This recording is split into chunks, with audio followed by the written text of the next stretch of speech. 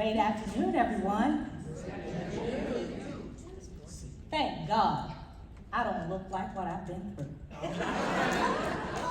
I don't think you heard me. Thank God I don't look like what I've been through. As I celebrate being recognized as the 2023 Top 10, it has not been without sadness, grief, and heartache. Less than 24 hours after I received the call from ABWA's Executive Director, Renee Street, on July 29th, telling me that I was one of the 2023 Top 10 women of ABWA, my 24-year-old great niece lost her life in a fatal automobile accident. Her grandfather, which is my brother, was hospitalized just a few days later, and my 89-year-old father was experiencing some medical issues.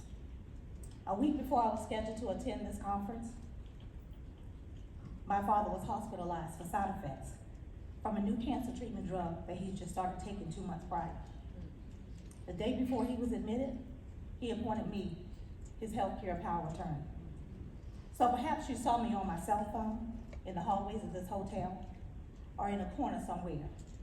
It was because I was receiving information from doctors and nurses, giving medical plan authorizations, and updating my siblings about our father's health condition. My siblings call me their big little sister. I am number 5 of 6. The oldest is 7, so I'm second to the last. Before I can lead others, I must be able to lead myself. My legacy as a leader began on my day 1, and my story is still being written, page by page and chapter by chapter.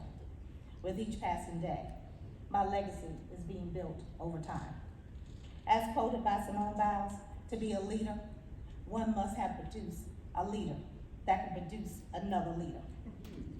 In 2015, I was faced with another barrier that was meant to force limitations upon me when I was diagnosed with sarcoidosis and discoid lupus erythematosus. Long words, I'm sure they are.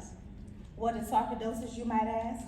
It is an inflammatory disease characterized by the formation of granulomas, or tiny clumps of inflammatory cells in one or more organs. Mine affects my lungs.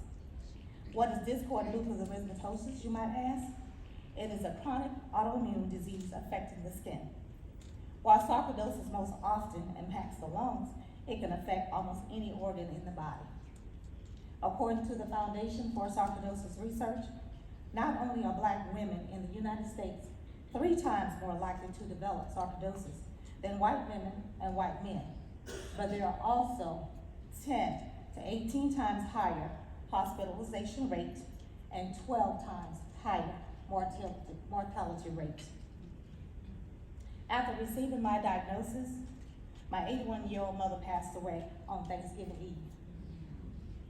I've had 5 surgeries, which included a carpal tunnel release in both hands, 2 biopsies, vocal fold augmentation, spinal cord injections, and a total hip replacement. And too many oral surgeries to name. I still have some of my teeth and some replacement teeth. While undergoing a few tests, some nerves were damaged, and I sustained vocal paralysis. I'm grateful that I was able to regain at least 80% of my vocal cord function. My voice is supposed to be used to create change. As a woman of color, I want my leadership legacy to reflect how I use my gifts and abilities to make a difference in the lives of others. My contributions will relate to my purpose, my reason for being, or my why. I want to encourage other women to use their voices to ask questions, engage in their medical treatment, and connect with their community. Share your story with other women in your circle. Thank God I don't look like what I've been through. Now turn to the person sitting next to you and say, I'm glad I don't look like what I've been through.